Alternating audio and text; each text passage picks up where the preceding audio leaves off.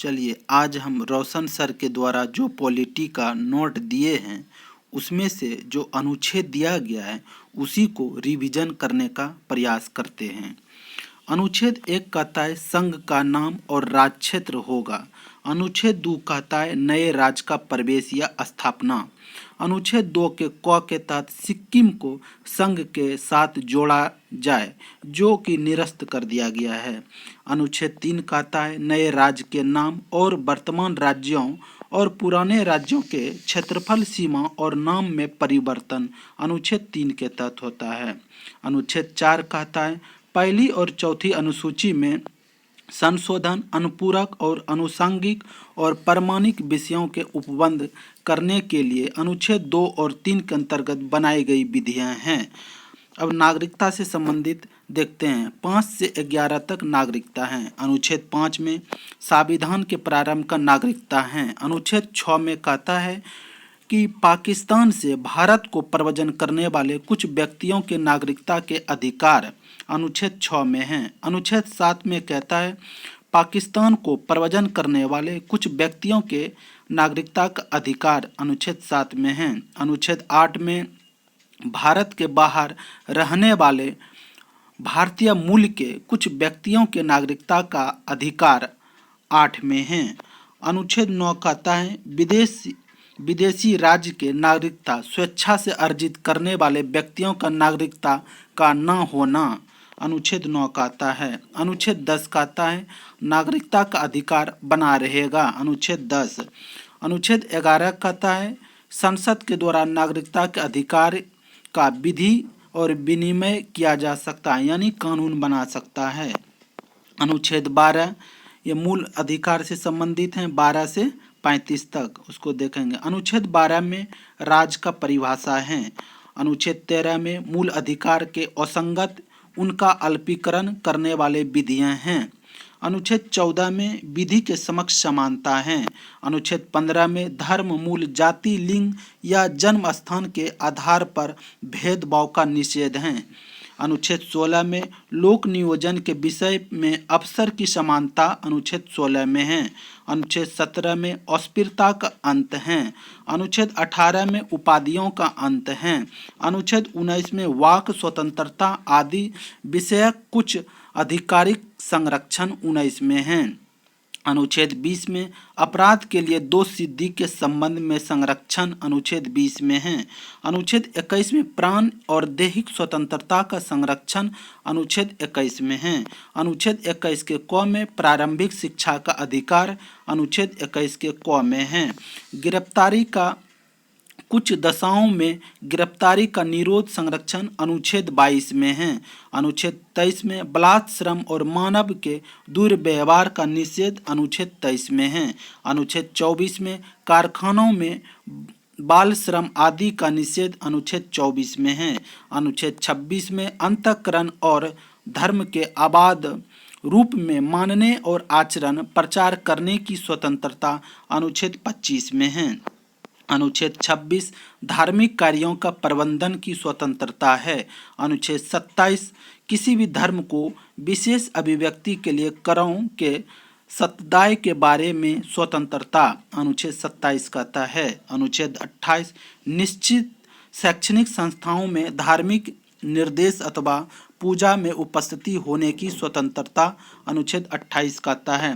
अनुच्छेद 29 अल्पसंख्यक वर्गों के हित का संरक्षण अनुच्छेद 29 में है। अनुच्छेद 30 शिक्षा संस्थाओं की स्थापना और प्रशासन करने का अधिकार और वर्गों का अधिकार अनुच्छेद 30 में है। अनुच्छेद 31 संपत्ति का अनिवार्य अधिग्रहण जो निरस्त कर दिया था। अनुच्छेद 31 के क में संपदाओं आदि के अर्जन के लिए उपबंध करने वाली विधियों की व्यावृत्ति है। अनुच्छेद 31 के ख में कुछ अधिनियम और विनियम और विधि मान्यकरण है। 31 के ग में कुछ निर्देश तत्व को प्रभावी करने वाली विधि की व्यावृत्ति हैं। अनुच्छेद 31 के घ कहता है राष्ट्र विरोधी गतिविधियों के संबंध में कानून का बचाव जो निरस्त कर दिया गया है। अनुच्छेद 32 में इस भाग के द्वारा प्रदत्त अधिकारियों को प्रवर्तित कराने के लिए उपचार है। अनुच्छेद 32 में कहता है, यानी संवैधानिक उपचारों का अधिकार है। 32 के क में अनुच्छेद 32 के अंतर्गत कार्यवाही में राज्य अधिनियम के संवैधानिक वैधता पर विचार नहीं है, जो कि निरस्त कर दिया गया है। अनुच्छेद 33 में इस भाग के द्वारा प्रदत्त अधिकारों का बल और आदि लागू होने में और उपांतरण करने की संसद की शक्ति है। अनुच्छेद 33 में अनुच्छेद 34 में जब किसी भी क्षेत्र में सेना विधि के प्रवृत्त हैं तो इस भाग के द्वारा प्रदत्त अधिकारों का निर्बंधन है। अनुच्छेद 34 में अनुच्छेद 35 में इस भाग के उपबंध को प्रभावी करने का विधान है। अनुच्छेद 35। अब राज्य की नीति निर्देशक तत्व को देखने का प्रयास करते हैं। यह 36 से 51 तक हैं। अनुच्छेद 36 में कहता है परिभाषा दिया गया है। अनुच्छेद 37 में इस भाग के अंतर्विशिष्ट तत्व का लागू होना। अनुच्छेद 37 कहता है अनुच्छेद 38 राज्य लोक कल्याण की अभिव्यक्ति के लिए सामाजिक व्यवस्था बनाएगा।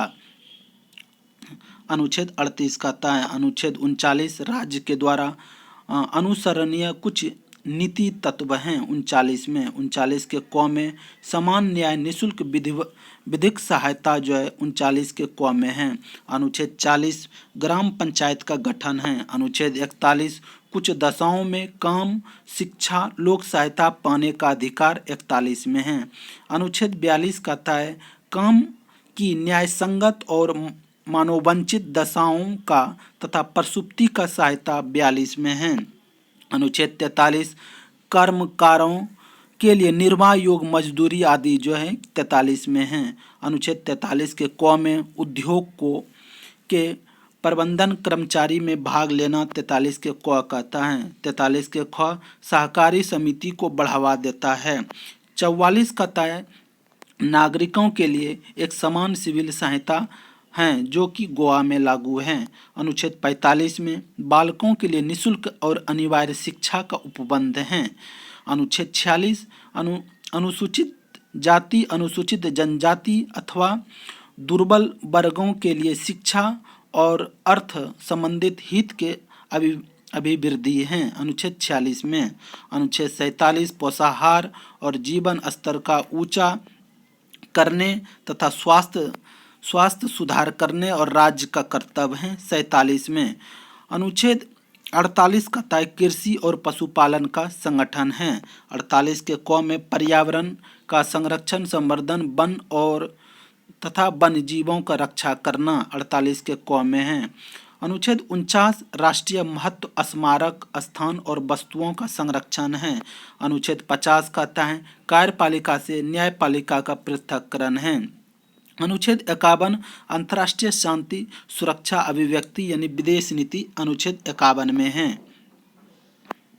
अब राष्ट्रपति और उपराष्ट्रपति के बारे में देखने का प्रयास अनुच्छेद 51 में मूल कर्तव्य हैं। 51 के क में मूल कर्तव्य हैं। अनुच्छेद 52 में भारत का एक राष्ट्रपति होगा। अनुच्छेद 53 में संघ की कार्यपालिका शक्ति जो है अनुच्छेद 53 में है। अनुच्छेद 54 में राष्ट्रपति का निर्वाचन है। अनुच्छेद 55 में राष्ट्रपति के निर्वाचन का रीति है। अनुच्छेद 56 में राष्ट्रपति का पदावधि है। अनुच्छेद 57 में राष्ट्रपति के लिए पात्रता है। अनुच्छेद 58 में राष्ट्रपति के निर्वाचन होने के लिए अहर्ता हैं। अनुच्छेद 59 राष्ट्रपति के पद के लिए शर्तें हैं। अनुच्छेद 60 में राष्ट्रपति के द्वारा शपथ प्रज्ञान है। अनुच्छेद 61 में राष्ट्रपति पर महाभियोग चलाने की प्रक्रिया है। अनुच्छेद 62 में राष्ट्रपति का पद रिक्त होने को भरने के लिए निर्वाचन करने के समय और असीमित रिक्त को भरने के लिए निर्वाचन व्यक्ति की पदावधि है। अनुच्छेद 63 में भारत का उपराष्ट्रपति होगा। अनुच्छेद 64 कहता है उपराष्ट्रपति का राज्यसभा का प्रधान सभापति होगा। अनुच्छेद 65 राष्ट्रपति के पद में असीमित रिक्त के दौरान उनकी अनुपस्थिति में उपराष्ट्रपति का राष्ट्रपति के रूप में कार्य करना और उनके कृत्य का निर्वहन अनुच्छेद 65 में कहता है। अनुच्छेद 66 उपराष्ट्रपति का निर्वाचन है। अनुच्छेद 67 में उपराष्ट्रपति का पदावधि है। अनुच्छेद 68 उपराष्ट्रपति के पद में रिक्त को भरने के लिए निर्वाचन करने का समय और असीमित रिक्त को भरने के लिए निर्वाचन व्यक्ति की पदावधि है। अनुच्छेद 68 में। अनुच्छेद 69 उपराष्ट्रपति का शपथ प्रज्ञान है। अनुच्छेद 70 में अन्य आकस्मिकताओं में राष्ट्रपति के कृत्य का निर्वहन करता है। अनुच्छेद 70। अनुच्छेद 71 राष्ट्रपति या उपराष्ट्रपति के निर्वाचन से संबंधित हैं सशक्त विषय हैं। अनुच्छेद 71 में। अनुच्छेद 72 क्षमता आदि और कुछ मामले दंडादेश, निलंबन, परिहार, लघुकरण राष्ट्रपति की शक्ति यानी क्षमादान की शक्ति हैं।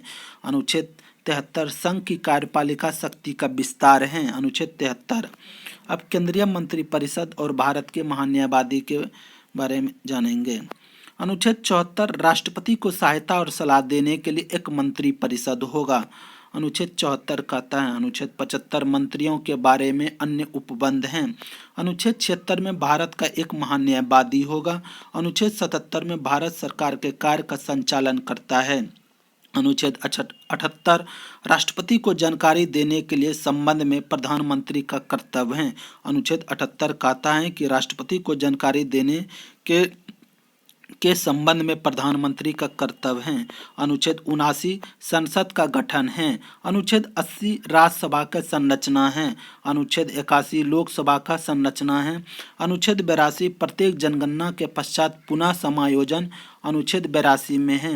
अनुच्छेद 83 संसद के सदनों की अवधि अनुच्छेद 83 में है। अनुच्छेद 84 संसद की सदस्यता के लिए अर्हता है। अनुच्छेद 84 में। अनुच्छेद 85 संसद के सत्र, सत्रावसान और विघटन अनुच्छेद 85 में है। अनुच्छेद 86 सदनों के अभिभाषण और उनके संदेश भेजने का राष्ट्रपति का अधिकार है। अनुच्छेद 86 में। अनुच्छेद 87 राष्ट्रपति का विशेष अभिभाषण अनुच्छेद 87 में है। अनुच्छेद 88 सदनों के बारे में मंत्रियों और महान्यायवादी का अधिकार अनुच्छेद 88 में है। अनुच्छेद 89 राज्यसभा का सभापति और उपसभापति होगा अनुच्छेद 89 में।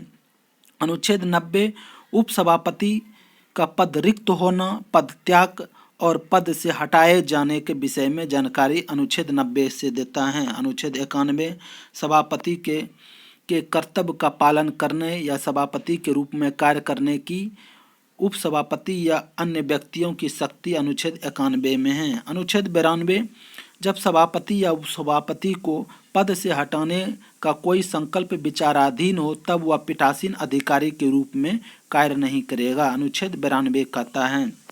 अनुच्छेद 93 लोकसभा का एक अध्यक्ष और एक उपाध्यक्ष होगा।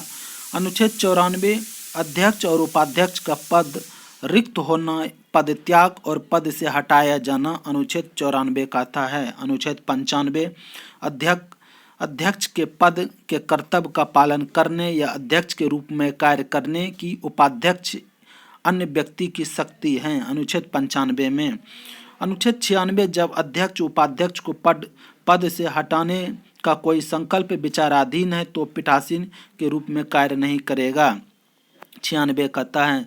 अनुच्छेद 97 सभापति और उपसभापति तथा अध्यक्ष और उपाध्यक्ष के वेतन भत्ते हैं अनुच्छेद 97 में।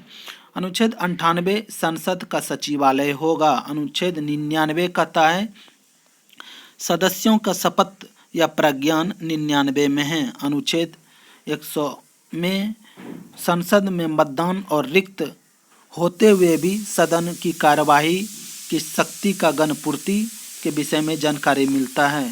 फिर अब अगले वीडियो में 100 के बाद देखने का प्रयास करेंगे।